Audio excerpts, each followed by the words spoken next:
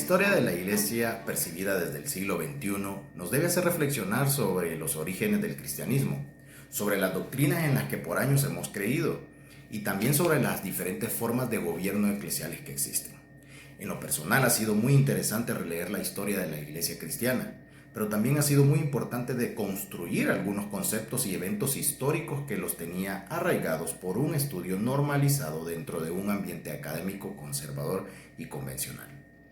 A continuación presentaré una ruta con 5 estaciones, que servirá solamente como parámetro para entender el origen del cristianismo y su sistema eclesial. Esta ruta servirá también para trabajar una pastoral con una comunidad diversa. Además me ayudará a mantener presente la importancia de la historia en el quehacer teológico que desarrollo. Por último, hay que aclarar que no se trata de toda la historia de la Iglesia cristiana, sino más bien de mostrar algunos datos importantes que considero son necesarios para comprender el origen del cristianismo. Comencemos la ruta con la primera estación, que se ubica en el siglo II. Esta ruta la conoceremos por un fenómeno que ha dañado la humanidad a lo largo de la historia y, según mi criterio, la hace retroceder en su desarrollo como sociedad comunitaria o colectiva. Me refiero a las persecuciones hacia grupos de diferentes creencias o prácticas, es decir, la intolerancia que se tiene hacia otros saberes, pero también esta ruta irá de la mano con el periodo inicial de la defensa de la fe cristiana. Durante el siglo II de nuestra era cristiana, la Iglesia aún no se había conformado como tal, pero estaba en su avance por consolidar sus creencias y sus prácticas, las cuales por diferentes razones eran mal vistas por una sociedad que desprestigiaba todo aquello que iba en contra del sistema religioso y social de la época, o simplemente, como suele pasar en muchos casos, por la intolerancia religiosa. Justo González comenta de esto que lo que se decía acerca de los cristianos puede clasificarse bajo 12 categorías: los rumores populares y las críticas por parte de la gente culta. Los rumores populares surgían de lo que los paganos escuchaban o veían hacer a los cristianos y lo interpretaban erróneamente. Pero también personas cultas que conocían algo de las doctrinas cristianas les atacaban y desprestigiaban, considerándoles un movimiento con fachada de sabiduría, pero con palabras necias, ignorantes y gente despreciable. Los cristianos de esa época eran acusados de varias prácticas, como por ejemplo canibalismo, incesto, realizar orgías, asesinatos de niños, adorar un asno, etc. Ante las calumnias y persecución que sin duda llevaba a una muerte segura, hubo algunos personajes que se levantaron contra esas acusaciones, dejando por escrito la defensa sobre la fe cristiana. Me refiero a lo que conocemos nosotros como los apologistas. Este es un gran avance dentro de la teología, ya que se comienza a formular ciertas doctrinas que reafirman las bases de la Iglesia cristiana. Gracias a esos aportes, hoy en día conocemos lo que los primeros cristianos estaban atravesando en el desarrollo y expansión del cristianismo. Justo González nuevamente dice que por medio de las obras de los apologistas podemos ver a la Iglesia por primera vez enfrentándose y respondiendo a la cultura que le rodeaba. El ambiente entre la filosofía pagana y el pensamiento cristiano fue muy difícil por los ataques y defensas entre ambos. Dentro del cristianismo, el papel de Justino Mártir, uno de los grandes apologistas, fue muy valioso, puesto que tomó parte de la filosofía pagana para argumentar su postura como cristiano. Es decir, Justino fue un filósofo que aceptó y comprendió el mensaje del cristianismo. Siendo cristiano, no tuvo un rechazo total hacia la filosofía pagana, no se volvió intolerante hacia otros estudios o perspectivas de vida. Es impresionante que desde esa época surjan ejemplos de interrelación cultural y religiosa que nos demuestran que hoy en día se puede y se debe actuar de la misma manera. Proseguimos en la ruta y hacemos una parada en la siguiente estación, la que estará reconocida por las primeras señales de inconformidad y de interpretación del mensaje judeocristiano. A mediados del siglo II encontramos un personaje que empujó u obligó al movimiento cristiano a formar lo que ahora conocemos como el Nuevo Testamento. Marción. Marción fue un cristiano muy devoto que enseñó un dualismo irreconciliable entre el Evangelio y la ley, es decir, entre el cristianismo y el judaísmo. Según Marción, el Dios del Nuevo Testamento y Padre de Jesucristo no era el mismo Jehová del Antiguo Testamento. Entonces, de algún modo, Marción debía deshacerse del Antiguo Testamento. Pablo Richard nos sugiere que Marción lo empujaba el deseo de predicar el mensaje de Jesús en toda su pureza original, porque según Marción, la iglesia ya la había deformado. Al igual que el gnosticismo, las doctrinas de Marción significaron una serie de amenazas para el cristianismo del siglo II. Así que después de varios sucesos, por el año 144, fue expulsado de la comunidad y fundó su propia iglesia, la cual tuvo una rápida expansión. Antes de Marción no existía la lista de libros del Nuevo Testamento, como ahora la conocemos, porque para los cristianos las escrituras eran los libros sagrados de los judíos, llamada Septuaginta. Es interesante saber que los primeros libros reconocidos dentro de lo que hoy conocemos como Nuevo Testamento fueron los Evangelios. Esto tendría mucho que ver con lo que estaba ocurriendo frente a las doctrinas gnósticas y las doctrinas de Marción. La acción de Marción fue muy significativa. A pesar del ataque que tuvo, su atrevimiento dio inicio en cierto sentido a un proceso que llevaría a la definición de un canon cerrado. Allá por el año 200 después de Cristo se acepta la idea del canon y se compila una buena parte de su contenido. Sin embargo, aún había mucho trabajo por delante. Esta pequeña parte, dentro de la historia del cristianismo, es evidencia de las controversias doctrinales que ya comenzaban a salir a la luz. No habían sido las primeras, tampoco serían las últimas.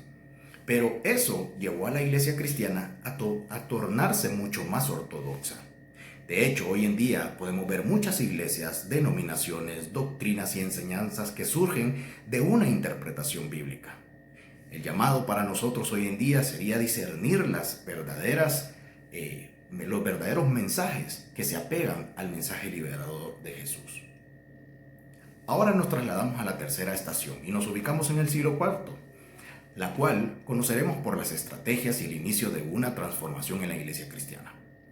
Para esta época, Constantino era emperador del occidente de Roma, por el 306 al 337 después de Cristo, y fue el encargado, junto a Licino, emperador del oriente de Roma, de dar libertad de culto en todo el imperio en el año 313. A esto se le conoce como el Edicto de Milán. Es decir, la iglesia cristiana había atravesado hasta ese momento años de persecución y de sufrimiento, de martirio. Pero Constantino vino a cambiar toda la dinámica y el cristianismo, después de ser perseguido, logró desarrollarse libremente. Pero eso trajo consigo algunos otros conflictos internos. Ya habíamos visto los problemas de interpretación de la Biblia. Y esto seguía ocasionando conflictos al momento de mantener el poder religioso. Constantino se dio cuenta de las diferencias que existían entre los obispos y conocía de algunos argumentos como el arrianismo, que estaba teniendo una interpretación bíblica muy distinta. Así que en el año 325 Constantino intervino y convocó un concilio a todos los obispos cristianos. A ese concilio se le conoce como Concilio de Nicea. Tuvo como prioridad alcanzar la paz religiosa y llegar a un acuerdo sobre la divinidad de Jesús, es decir, que eran una misma sustancia Jesús con Dios. La mayoría de los obispos presentes aceptaron dicha doctrina y surgió lo que se conoce como el Credo de Nicea. A esto debemos de prestar mucha atención porque seguimos en la misma ruta de desacuerdos teológicos, de las diferencias de interpretación y de conflictos que hubo y que siguen habiendo dentro de la iglesia cristiana. Por lo que es bueno preguntarse hoy en día, ¿mi creencia religiosa es la correcta? ¿Mi cristianismo es superior a otras expresiones de fe?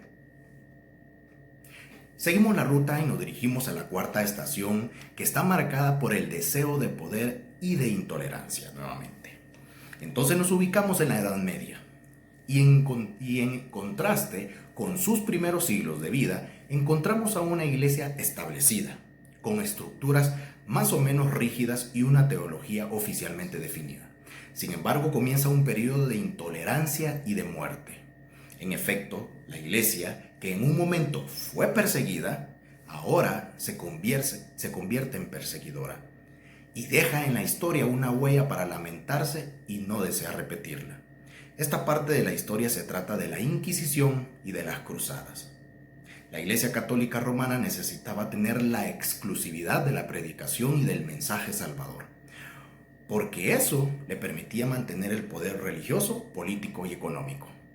No obstante, no se debe manchar toda la historia de la Iglesia, porque como dice Combi, la Inquisición no resume toda la actitud de la Iglesia frente a los disidentes. En todos los ámbitos de una sociedad han existido siempre grupos disidentes, grupos que emergen en la sociedad, y dentro de la Iglesia cristiana también los hubo. Muchos de estos movimientos disidentes aportaron nuevas formas de entender y contextualizar el mensaje de Jesús. Sin embargo, aquellos que profesaban otra religión o no seguían los dogmas cristianos eran encerrados, torturados, quemados y descuartizados. De nuevo vemos que surgen interpretaciones y contextualizaciones del Evangelio que emergen dentro y fuera del desarrollo de la Iglesia cristiana. La Iglesia contaba con diferentes privilegios que les autorizaba a perseguir a grupos disidentes. Pero a pesar de las persecuciones contra los herejes o los disidentes, que luego se sistematizarían por medio de las cruzadas en contra de los musulmanes, demuestran una vez más la intolerancia que ha existido por sistemas religiosos hegemónicos que, siguiendo las interpretaciones, creencias religiosas o intereses de poder, han minimizado el valor de la vida anteponiendo una moral religiosa. Finalmente, y no menos importante, es la quinta estación. Dejo al final de la ruta la estación que reconoceremos como la valentía y la astucia en medio de la invisibilidad. No quiero ubicarla en una época, sino más bien en todo el recorrido de lo que se considera el desarrollo de la historia del cristianismo. El liderazgo de las mujeres. El liderazgo de las mujeres fue y sigue y seguirá siendo esencial para la expansión del movimiento cristiano alrededor del mundo.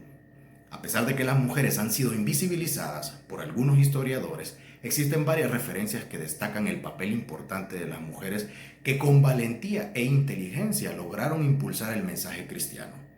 De hecho, como dice Carmen Soto, todos los grandes hombres de la época patrística tuvieron cerca mujeres relevantes por su piedad y por sus decisiones muchas veces contraculturales.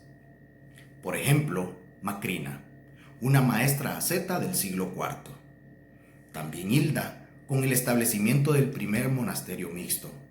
Movimientos como las beguinas y cómo no mencionar a Rosvita, quien con gran conocimiento sobre el mensaje bíblico impulsó el drama como medio de transmitir el mensaje cristiano. Existen muchas otras mujeres que a lo largo de la historia también fortalecieron y dieron forma al cristianismo que ahora poseemos. Las 5 estaciones solo marcan una pequeña parte de la inmensa historia del cristianismo. Pero considero importante que como cristianos y cristianas mantengamos presentes estos datos con el fin de conocer nuestro origen religioso, nuestras doctrinas y costumbres eclesiásticas.